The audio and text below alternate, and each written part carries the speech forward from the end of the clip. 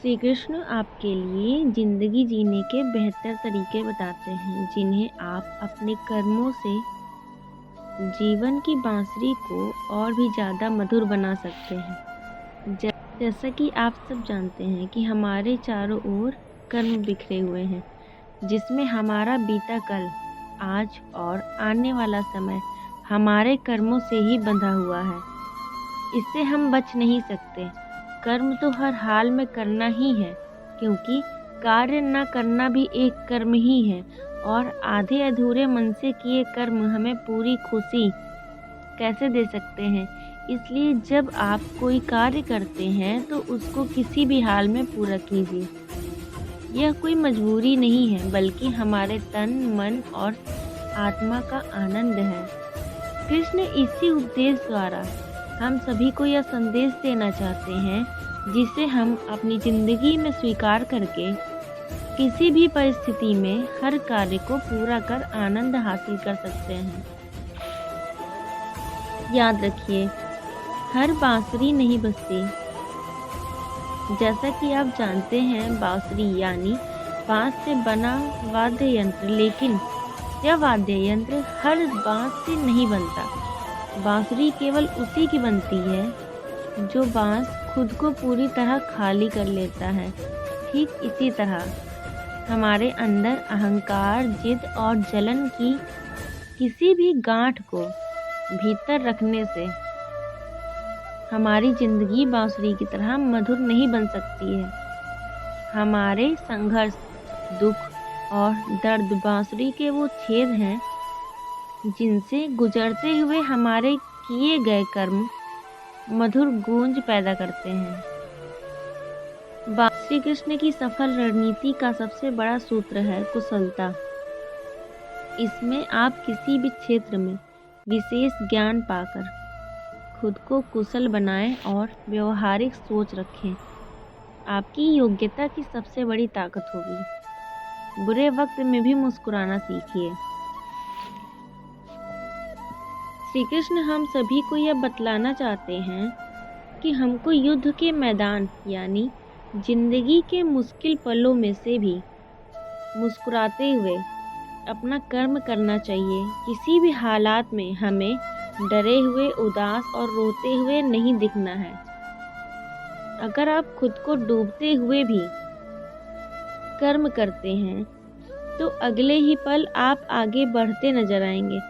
कृष्ण हमें प्रकृति के करीब जीने पर जोर देते हैं। इसी के अनुसार कर्म करना हमें अपनी संभावनाओं तक ले जाता है। जब हम अपने कर्म में पूरी तरह से लीन हो जाते हैं और उसे पूरे मन से करते हैं, तब नतीजा जो भी निकले, हम तनाव और चिंताओं में नहीं घिरते। कृष्ण कहते हैं कि पहले कर्म करो और सिर्फ कर्म करो, क्योंकि यही आपके हाथ में है। फल देने का काम किसी और के हाथ में है। फल की इच्छा नहीं करने का मतलब ये भी नहीं कि कर्म ना किए जाएं। इस कारण और परिणाम का सिद्धांत हर जगह लागू होता है। जब कर्म बेहतर होगा तो नतीजा भी काफ़ी बेहतर ही होंगे।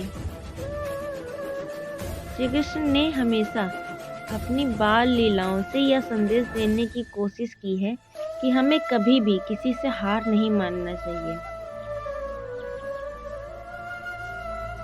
कर्म ही आपकी मंजिल है।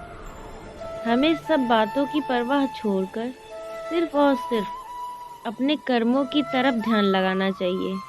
कृष्ण कहते हैं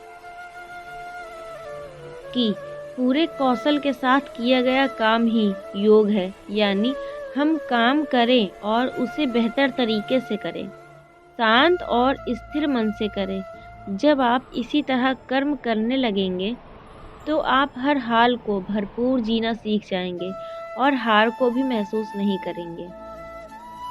प्रत्येक व्यक्ति कृष्ण बन सकता है। इस संसार में प्रत्येक व्यक्ति अलग है, परंतु सबसे बड़ी समस्या यह है कि हम लोग बिना कर्म किए ही आगे पीछे की चिंता पहले ही करने लग जाते हैं और फिर किसी और के जैसे होने की कोशिश करते हैं, जो कि गलत है।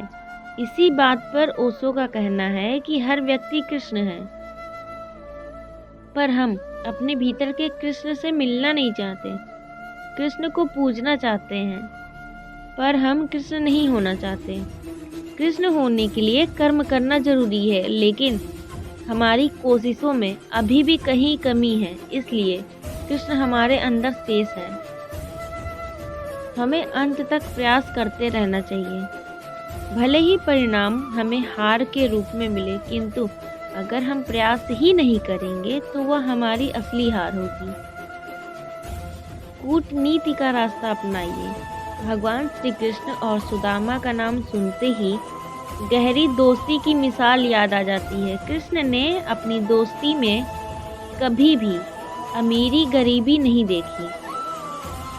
यही आज के समय पर भी लागू होता है कि अपनी दोस्ती के बीच कभी भी अमीरी गरीबी को न लाए।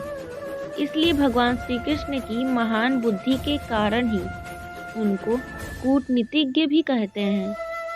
आपको भी आज के समय में सीधे रास्ते से सब कुछ हासिल करना मुमकिन नहीं है। ऐसे में आपको अपने विरोधियों से निपटने के लिए कूटनीति का रास्ता अपनाना चाहिए, जिससे आप श्री कृष्ण की तरह महान कूटनीतिज्ञ बन जाएंगे।